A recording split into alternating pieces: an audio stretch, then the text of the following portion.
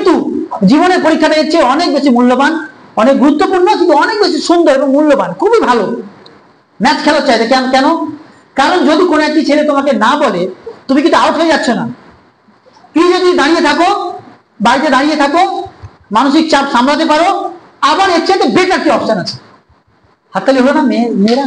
এর চাইতে better option দাঁড়িয়ে আছে। কারণ তুমি এখনো পর্যন্ত কিন্তু তোমাকে কিন্তু পৃথিবী একটা করে কি ছুটছে, বল ছুটছে।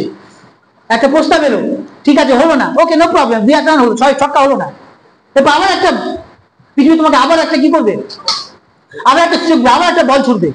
এইভাবে বল ছুটতে থাকবে। তুমি মারো না, ছক্কা মারো না, ছক্কা মারো, 4 মারো, 3 মারো, 2 মারো, 1 মারো, যতক্ষণ দাঁড়িয়ে আছো ইউ আর নট আউট।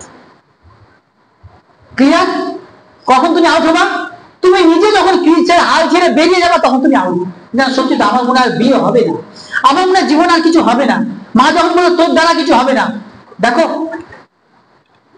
মাঠ থেকে হেরে গেলেও জিততে পারা যায়, মাঠ থেকে যদি হেরে যাও তবুও জিততে পারা যায়, কিন্তু মন থেকে হেরে গেলে জিততে পারা যায় না। না না, বুঝতে পেরেছো? মন থেকে হেরে গেলে কখনো জিততে পারবাই না।